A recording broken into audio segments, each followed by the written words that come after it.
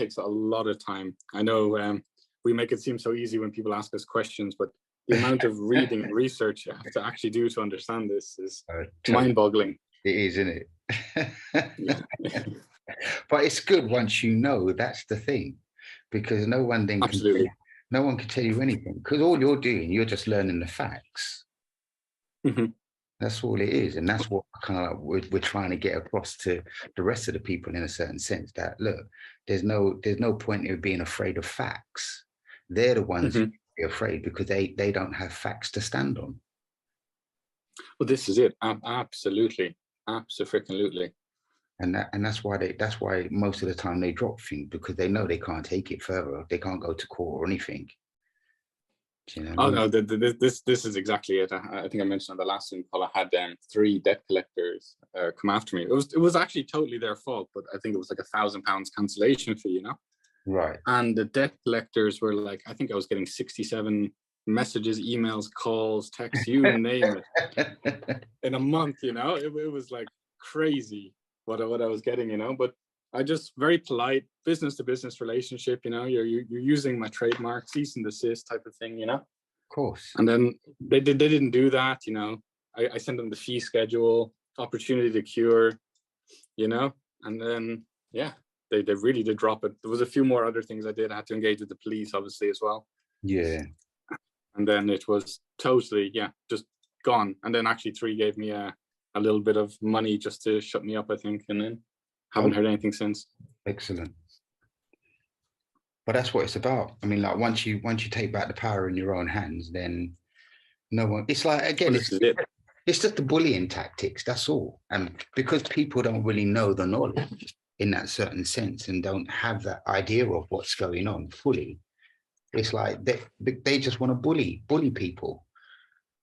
But it is. It's exactly like a hustle. You're absolutely right. They send a threatening letter or notice out, you know. How many people would pay that on the first attempt? And then they'll send a chaser. You'll get X amount of people again will pay that. Then they'll send another threatening one, you know. You'll get more people, you know, paying it, you know. But that's how it operates, right? That's it. Constant head annoyance. Absolutely. I'm not going to swear. I'm trying not to swear. You know what comes after. but thank you for your time today, Carl. The reason I booked in this Zoom call, I see a lot of people asking on the group. They're struggling to understand the difference between legal and lawful. Sure. And I was hoping we could kind of touch on the basics of that. I wanted to touch on common mistakes when they're writing from their limited company and debating with these companies. I see people send me notices. Now, I don't have time to read everything, but I see a lot of common mistakes that others are making. So I would like to discuss that as well. Yeah, and then maybe. Yeah, sure. Let's go ahead. I mean, like, hi everybody. Let's say hi to everybody. Hey, how's everybody doing? I hope everybody's well. We will come to questions and stuff, definitely. And yeah, just join in with the conversation as well. But go ahead, T. Yeah, so I can start with the common mistakes I see when with the notices people are sending from their limited company. And I notice the main thing I notice that people are doing is they're writing from a living man perspective. And it's not a company to company relationship. Yes. And I know from working in these financial institutions, they rip it up instantly. They won't even look at it if you write it like that. Yeah. When you're writing to them, you're writing from your limited company. If you're writing to them from your limited company, it has to be a notice, not a letter. They don't listen to letters. Letters are just useless. So never write a letter. It's always a notice. And you're always writing on behalf. You're either the owner, you're the director, or, you know, I use company secretary a lot, you know, and I say approved by the company director or something, or you can write just director, you know, you don't even have to name yourself. They can go in company's house. It's public information. It's all there. Totally. And then you have a company signature, right? You don't have an autograph. An autograph's for your private. Yeah. You have a company signature. That can be anything. It's not your personal one, right? So don't get that confused when you're using that as well. You can make up whatever you want for that. And another thing I notice is not many people are using the notice to agent, notice to principal, notice to principals, notice to agent. That means you can send it to a company mailbox, an info mailbox, and you've basically notified the entire company of this notice, and they can't deny receiving said notice. So if you can't get the directors or whatever email address, or they're not responding, and then you do this, or even you hand it to the company secretary, it's just delivered to the company address with that on it, they cannot deny being served said notice. And none of this is legal advice, disclaimer here. I'm not qualified to give legal advice, so please understand that, everyone, but this is from my own personal experience of what I do and the results that I've gotten back, yeah? So it's very important from my perspective when I'm writing notices to put this type of thing on it, right? You must always put all rights reserved. You must always put no onward chain permitted. That means if you write to basically a director and they give it to their secretary or someone to respond to you, you don't want that, right? You want the person in charge responding to you, who you wrote the notice to. You always have to put strictly private and confidential on it as well. So that way they're breaking privacy laws if they open it and respond to you. So there's certain aspects of this where you're forcing their hand, saying only you can respond to me, and if you don't, there's going to be a fee implemented, and then you can proceed with the invoices if they don't start, because you can say on my notice of said date there was a fee schedule attached, and then you start invoicing them from then on, and then they automatically start becoming in debt to you, right? And they become the debtor instead of you becoming the debtor. They're the debtor, and then the debtor always wins, from my experience. This is it. 100% of the time. Oh, yeah, sorry, yeah. The debtor always loses. Sorry, not wins. The debtor always loses 100% of the time. Yeah. This is it. So that's one thing I've noticed with when people are writing notices. A lot of the times people are asking invoices, right? So how do you write an invoice? There's so many templates online for writing invoices for fee schedules. I posted one there. It was from, I think, Wise. They're like a transfer agency for currencies, but they literally generate the invoice for you. You just tell them what you want to put in it, add what the fee schedule is, and it just generates it in seconds for you.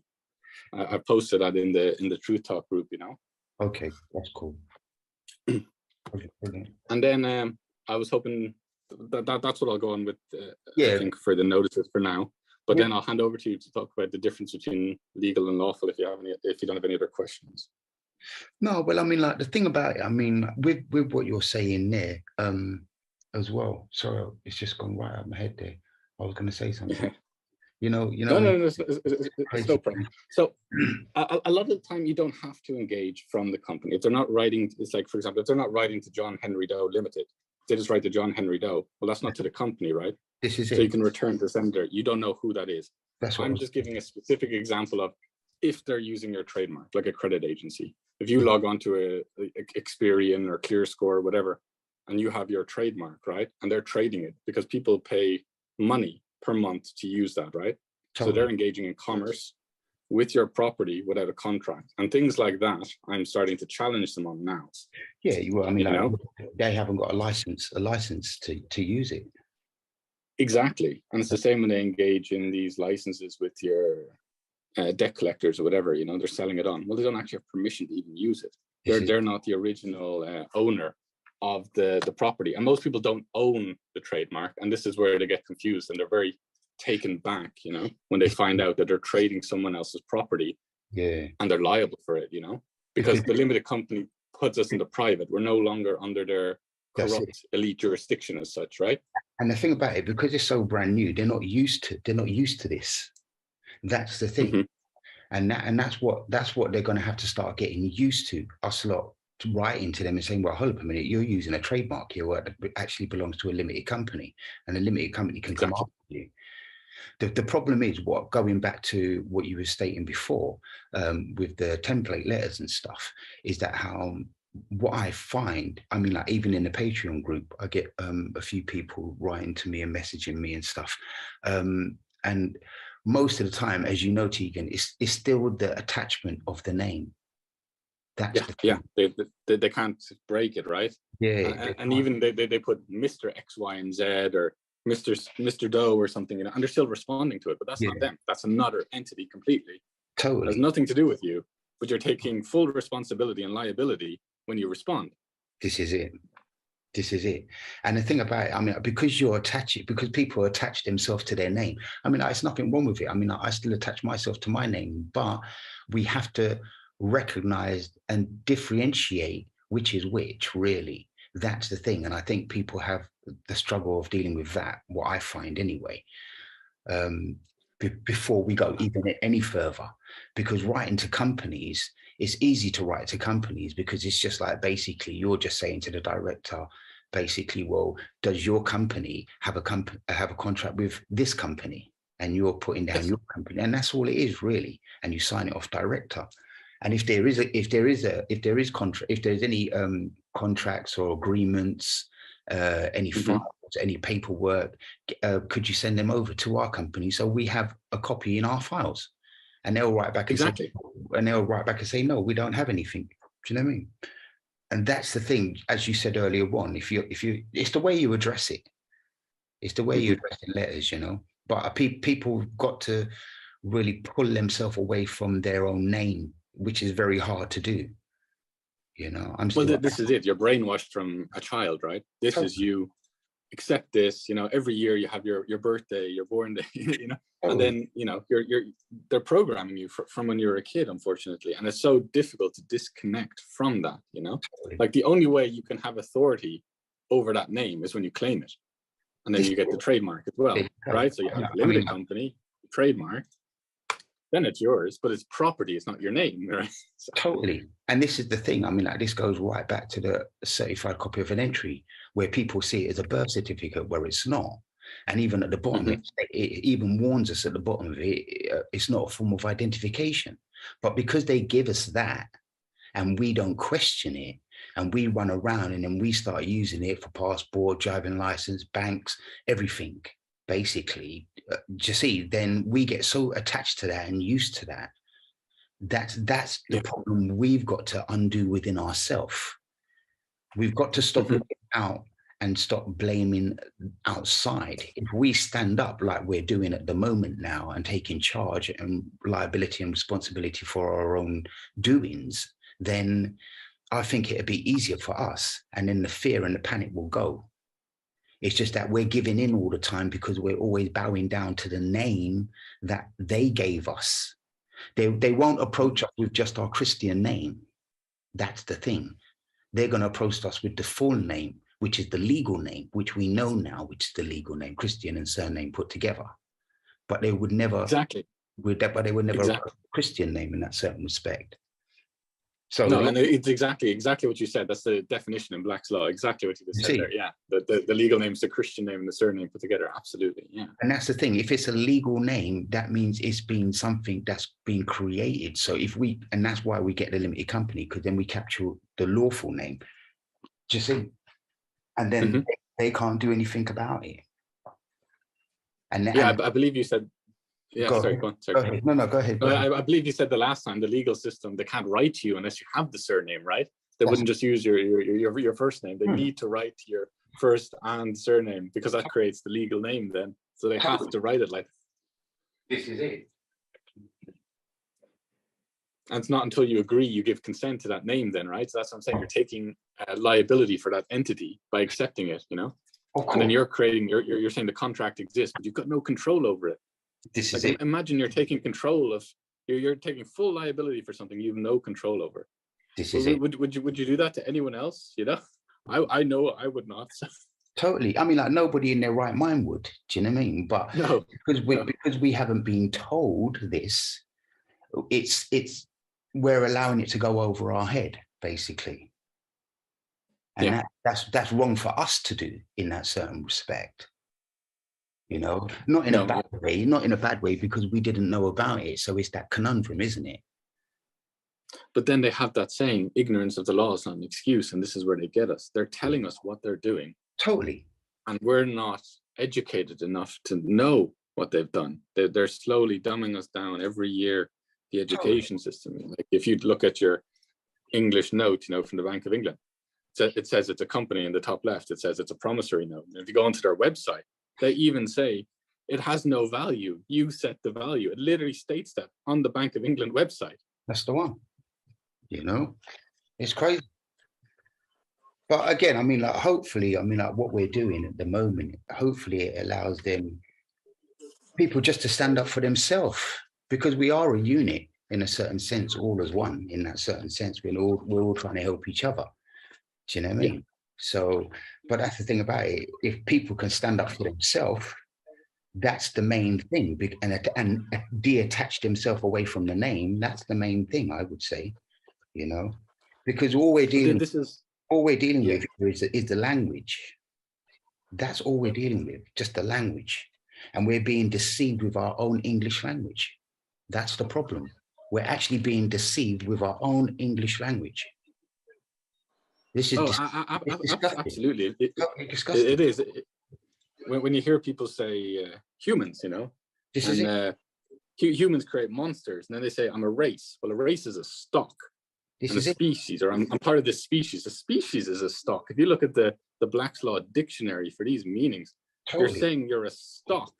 Totally. You know, like basically a warehouse stock, you know, from the ships or whatever when they're transporting the goods. And when you realize this, what you're taught in school, you know, it's just like, whoa. Totally. But I mean, like, the thing about it, we're coming unstuck, should I say? Now we're coming unstuck now. As long as each to their own can stand up for themselves, which is now happening, because they're starting to recognize, yes, it's a corporation that they are commanding in a certain sense, and they're the captain of their own ships now. This is the thing. And we've got everything we own up to now belongs to the limited company because it's under that name. Exactly. Yeah. This is the thing. So anybody wants to argue, you just tell them thank you for the gift, because they're the ones who created the fraud in the first place. And that's what it is. It is a fraud. Absolutely. Totally.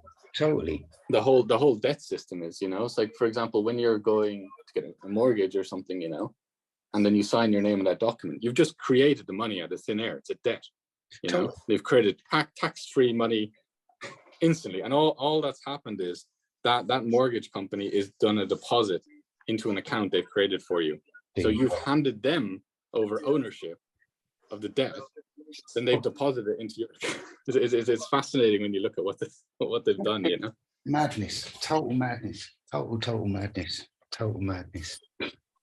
is anything absolutely? So what else? What did you want to know about the legal and law?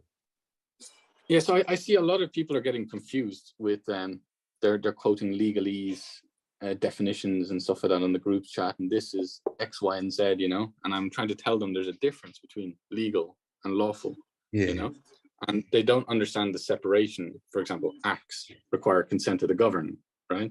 They're part of the legislative, they're the legal system. The law is very different. Okay, the easiest way to break it down and the easiest way to put it is that legal only pertains to companies. That's it. Legal is only for corporations. Law is for men and women. That's it. Law is for men and women. Legal is only for corporations. So if you're writing a letter in a legal sense, you're only writing it from a corporation, whether you're implied or whether you're express. Yeah. Because legal only deals with corporations. It doesn't deal with men and women. Even if it's a civil case, it's still a corporation because it's the implied company that's going through the process. We are all implied companies. So legal is only for implied and express corporations. It's not for men and women. Law is for men and women. That's it. And exactly. And this is where it's getting confused. Don't cause harm, loss, or injury, or mischief in your family. That's it. That's law. Yeah. But there's not, I mean, like, that's the easiest way I can explain it. If you look at it, legal is only for companies. If you want to see yourself as a company, then by all means, go ahead and do legal. Because you're either doing it as an implied company or you're doing it as a limited or PLC or LLP or whatever company you want to put together. You see? But that's how... That's a very simple definition. I like that. Yeah. You see? That's the only simplest way I can put it. And you don't need to go further than that, because everybody out there is a corporation that wants to do business with you as an implied corporation, because they can't do business with you as a man or a woman. Yeah. So you would never be in law. You will never be in law. You will always be in legal, because the person who's sending you a legal letter is only a representative of that organization sending you the letter. So it's the letters actually coming from the organization or the business. As we know, you get a letter from British Gas, you get a letter from British Telecom or whatever. You're not getting it from Adam or John. You see? No, but this is it. This is exactly how they get you. So when they write you, they're engaged in the contract. Certainly, No, you're certainly. You're But I'm just kind of like showing the difference. Whereas, okay, the company is sending you a bill. Now, if they're sending you a bill and your name's in all caps, then they're sending it to the implied if you haven't claimed it. And the only reason they can get to you is because that implied is created under the government, which is the United Kingdom Limited Company, which you agreed to be a part of by holding the birth certificate, certified copy of an entry, etc. So that makes you a corporation on there. That makes you a marina, a purser on their ship, basically. The plebs, yeah. You see. So when we're taking ourselves off the ship, then do you see? It's like basically we're leaving that ship and we're taking on our own ship. Now we're sailing on the waters. Well, our ship's are docked at the moment because we're dormant. You see, so absolutely. If we now with what you were saying earlier on about, like, for example, trademarks and stuff like that. Now the limited company owns the trademark, then the limited company, if we need to go after anybody if our limited company needs to go after anybody, for example, I'm asking the question myself, does my company need to have to come out of dormancy to actually then act? Do you see? Or can my company act while it's in dormancy? This is a conversation I'll have with Companies House, because I done my filing the other day, actually. And I was a really nice girl called Gina. And she said, look, is there any questions? Just phone her and ask her or whatever. So yeah, they're happy to help. So these are the questions I'm going to put forward to her as well. Do you know what I mean? In a certain sense, if my company is dormant and somebody goes using the trademark of the company while it's dormant, then what's the best way of going about it? Do you see? Because I can go to Trademarks House and have words with them as well. Do you see? Yeah, absolutely. And all these people are there to help us. That's the difference with for free as well. There you go. And that's another difference between legal and law. A lot of people get afraid of going to actually talk to these people because they see it's legal. Yes, it is legal, but they're looking after your interest of your limited company. And nothing can go wrong there. They can't allow nothing to go wrong there. So they have to be upfront with you because they're standing on the borders, basically, between United Kingdom and England in that certain sense. Do you see? So, but yeah, I mean, like, yeah, legal and law, that's basically how I'll kind of like just describe it. Legal is only for corporations. If you start doing legal, then you're only operating as a corporation, whether you're implied, whether you're expressed. And you don't really want to act as an implied and be on behalf of something that they own. Oh, absolutely. You take full liability and they own it. Yeah. Why would you? And it's physically impossible in this day and age to not be in the current system. For example, you need a bank account if you want to have Virgin Media Internet or something, or your mobile bill or whatever, you need to engage in the legal system sometimes, but you dip in and out whenever you want. You're in control. You can say what you do and you can come back out of it again when someone's coming after you for something you didn't do. For example, debt collecting agency or billing company and for an alleged payment, Then you can step into your director and say, wait a second, do you have a contract with my company? This is it. And if not, have you committed fraud, Because the Fraud Act 2006 is very clear on that, Totally. I mean, like that's one of the conversations what I had in the Truth Talks with Caroline, with the mortgage company. I explained a couple of times. Do you know what I mean? It's like she wrote to the mortgage company and said, well, and she wrote to the guy and said, greetings, Stephen. Can you tell me if your company, blah, blah, blah, limited, has a contract or any paperwork or accounts with this company, blah, blah, blah, limited? If so, could you send them over? Thank you very much. Signed, director. And she got a letter back within 2 or 3 days saying that, oh, I'm sorry that we don't have any contracts or paperwork with your company. Sorry. Do you see? So it was just quick. Exactly. And from that, then that he just shot himself in the foot, and he shot the mortgage company as well. So the exactly, it's false representation, right? Yeah, it's false representation. If you own the trademark and the company, and they're saying you owe money when you don't, there's no contract. It's false. It's fraud by false representation, right? That's the thing. But the problem is because this is so new, and we're throwing these letters at them now, and they don't realize that we are the true beneficiaries of what we say we are. Do you see? Yeah. Then now there's another challenge for them. Because when all of us start doing this, that's when they're going to start crashing. Because where are they going to get their fundings from? Because they're not going to be able to get it from us, because our limited companies won't have contract with them. And that stands in the court of law, lawfully. Yeah. Do you see? And there has to be signatures from both sides to have a valid contract, right? There you go. And there has to be a negotiation what being set out in the first place. You know, and the two directors didn't sit down and do that. But the implied company had the director, which was basically United Kingdom Limited. So anything what was being done under United Kingdom Limited, we had to abide by. We've all seen the film They Live, where he puts on the glass and he says, obey and whatever, bye-bye and whatever, blah, blah, blah. It's the same thing. Yeah. But that's what the United Kingdom Limited has done to us. They've given us birth certificates, which are certified copy of an entries, and said, right, take your glasses off.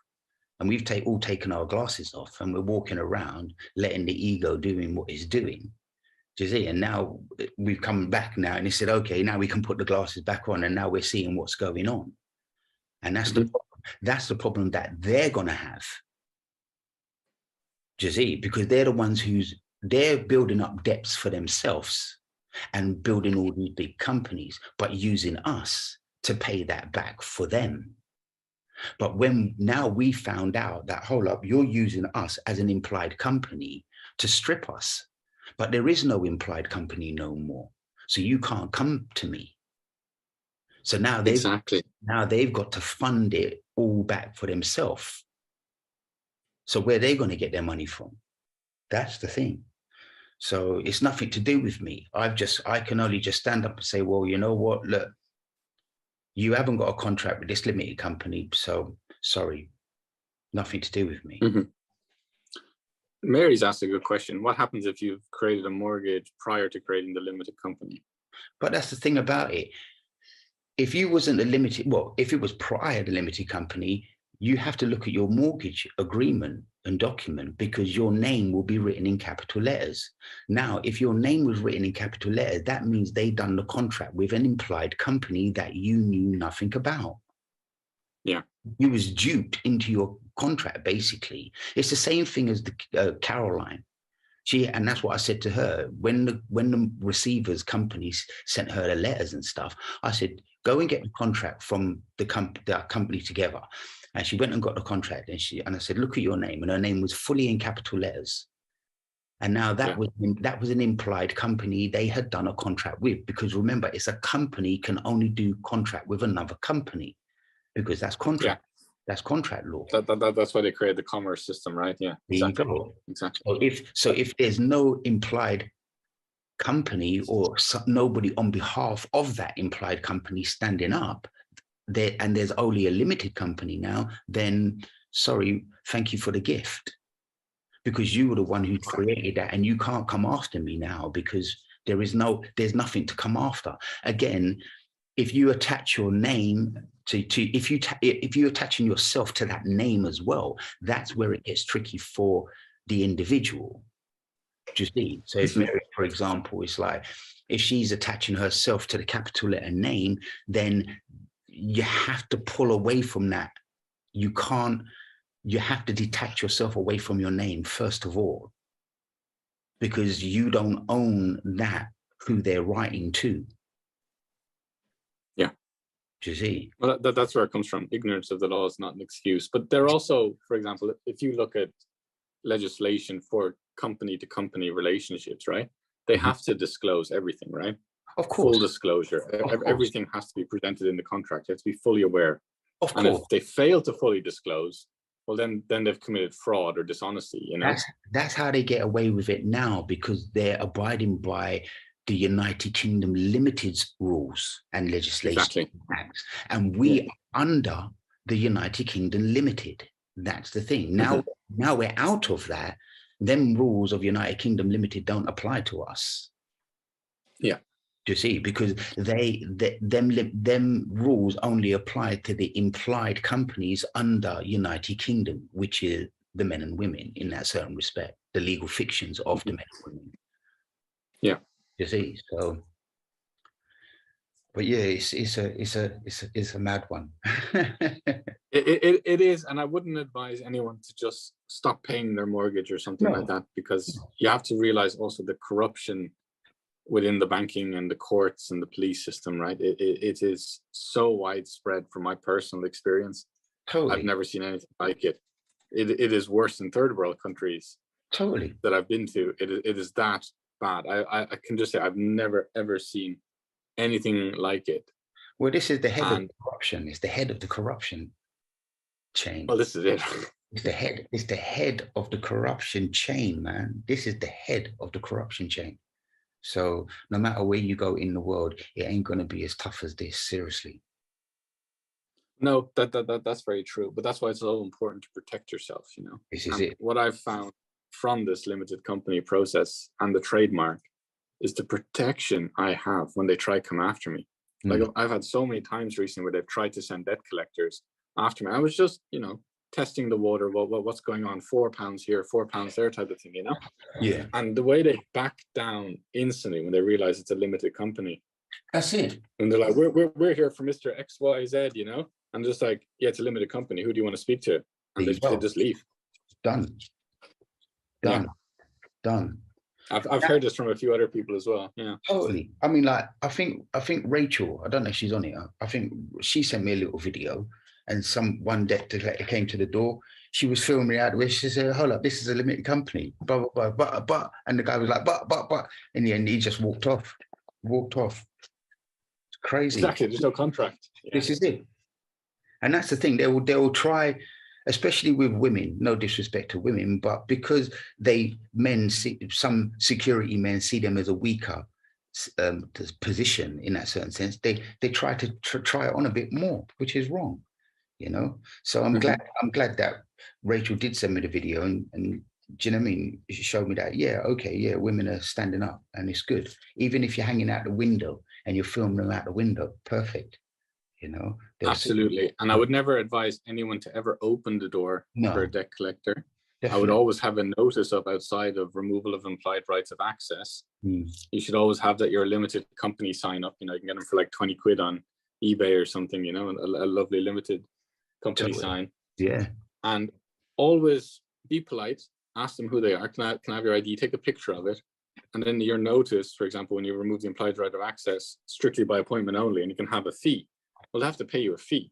And if you're a company, they've engaged in commerce with you immediately, That's it. So you just invoice them immediately. Because that's what they're doing to us now. Exactly. In general. I mean, like, you look with a police officer, he stops you, he pulls you over, he gives you a ticket. There's commerce straight away, bang. And he's just done that with his company and you as a company implied. Exactly. He's the representative of his company. He's signed there. He's put your trademark down. He said, sign here. You're like, wait a second. No, because now you're doing commerce. And that's my trademark. So you just write him an invoice. So I have like an invoice thing in my backpack everywhere I go. Just bring it with me. Write them an invoice. It's so easy to do. And they don't know what to do. You can have a copy of your company's certification. You can have your limited company ID card, which you do, Carl. Totally. And they're speechless. They literally start freaking. It's amazing. That's it. They have to accept the ID because it's a company ID. Yeah. You accept the gas man's ID when he comes to your front door. Yeah. the policeman would accept the gas man's ID. If there was an altercation somewhere along the line and the police had to be called, they would accept his ID. They wouldn't ask him for his passport or driving license. Yeah. So what's the difference? There is none. So if we produce our company ID, they can always go to our company and look who we were. That's it. But we're the director. So, hey.